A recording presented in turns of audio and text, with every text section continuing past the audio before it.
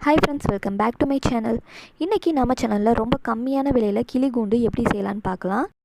எங்கள் அத்தா வீட்டில் வந்து லவ் பேர்ட்ஸ் வச்சுருக்காங்க. ஸோ அதுக்கு கூண்டு செய்கிறதுக்காண்டியே 1 இன்ச் மெஸ் வலை அப்படின்னு சொல்லி கடையில் கேட்டால் கிடைக்கும். அதை வந்து ஒரு ரோலாகவே வாங்கி வச்சுருக்காங்க. அதை வந்து இப்போ நம்ம எடுத்து 1க்கு 2 அப்படிங்கிற சைஸில் வந்து கட் பண்ணி எடுத்துக்கிறோம். அதாவது 1 அடி அகலம் 2 அடி நீளம்ங்கிற அளவுக்கு வந்து நம்ம கட் பண்ணிக்கலாம். கட் பண்ணும்போது வந்து ஒரு கம்பியை வந்து லெஃப்ட் சைட்லேயும் ஒரு கம்பியை வந்து ரைட் சைட்லேயும் கட் பண்ணணும். அப்போ தான் வந்து நம்ம கம்பியை வந்து கட்ட முடியும். ஸோ உங்களுக்கு கட் பண்ணுறதா பார்க்கும்போதே தெரியும். ஒரு கம்பியை வந்து லெஃப்ட் சைடில் கட் பண்ணால் ஒரு கம்பியை வந்து ரைட் சைடில் கட் பண்ணணும். ஸோ அந்த மாதிரி வந்து நம்ம கட் பண்ணி எடுத்துடலாம். கட் பண்ணி எடுத்ததுக்கப்புறம் பாட்டமில் வந்து 1 அடி அகலத்தை கரெக்டாக வச்சுட்டு இந்த மாதிரி மடிச்சிடணும். பேலன்ஸ் இருக்கிறத மேல் ஹைட் வந்து 2 அடி வருதாங்கிறத கரெக்டாக நம்ம செக் பண்ணி பார்த்துக்கணும்.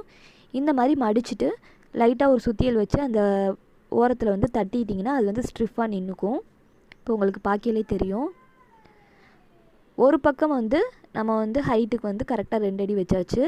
இதே மாதிரி இன்னொரு பக்கத்துக்கும் அளந்துட்டு மேலே ஹைட் வந்து 2 அடி இருக்கா அப்படிங்கிறத பார்த்துட்டு இந்த மாதிரி பாட்டமுக்கு 1 அடி வச்சுட்டு இன்னொரு சைடு பண்ண மாதிரியே இந்த சைடும் வந்து கம்பியை மடக்கி விட்டுடலாம். மடக்கி விட்டு சுத்தியல் வச்சு அடிச்சிட்டா அது வந்து ஸ்ட்ரிஃபாக நின்றுக்கும். இப்போ உங்களுக்கு பார்க்கலே தெரியும், 2 சைடும் ஒரே மாதிரி தான் பண்ணியிருக்கோம். இந்த மாதிரி அடித்து விட்டுட்டு அது வந்து ஸ்ட்ரிஃபாக நின்றுக்கும். அதுக்கப்புறம் நம்ம சைடில் உள்ள கம்பியெல்லாம் மட்டும் அளந்து கட்டிட்டால் போதும். இப்போ வந்து நம்ம சைடில் வைக்கிறதுக்கு கம்பியை வந்து அளந்து கட் பண்ணிக்கலாம்.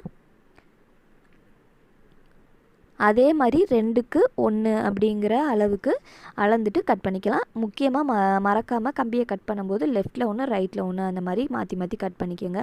அப்போ தான் வந்து நம்ம கம்பியை 2 பக்கட்டும் ஆப்போசிட் டைரெக்ஷனில் வரும் நம்ம வைக்கும்போது. ஸோ வந்து கம்பியை நம்ம சுற்றி கட்டுறதுக்கு கரெக்டாக இருக்கும்.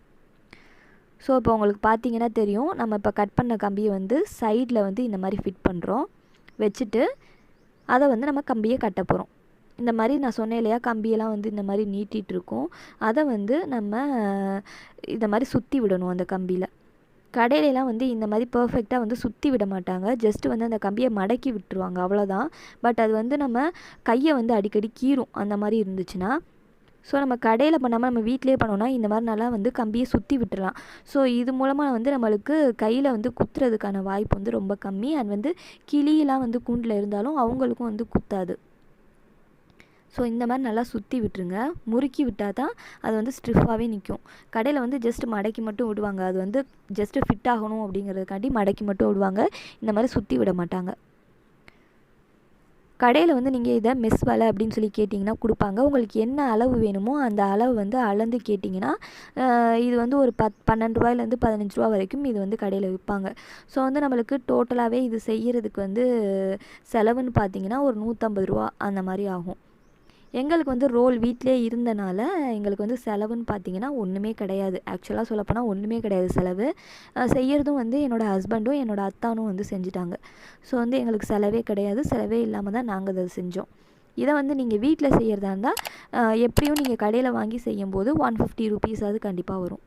இப்போ நான் சொன்ன மாதிரியே 2 சைடும் வந்து கம்பியை வந்து கட்டியாச்சு.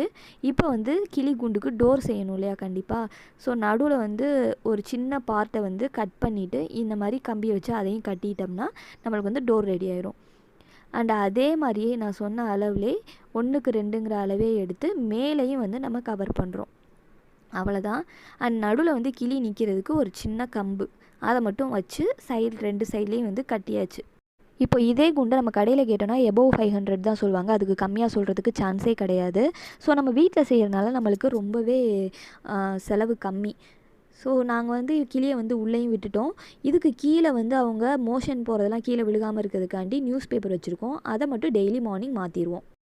ஸோ இந்த வீடியோ உங்களுக்கு பிடிச்சிருக்குன்னு நினைக்கிறேன். பிடிச்சிருந்தா லைக் பண்ணுங்கள், கமெண்ட் பண்ணுங்கள். முடிஞ்சால் உங்கள் ஃப்ரெண்ட்ஸ் அண்ட் ஃபேமிலிக்கு ஷேர் பண்ணுங்கள். தேங்க்யூ ஃபார் வாட்சிங்.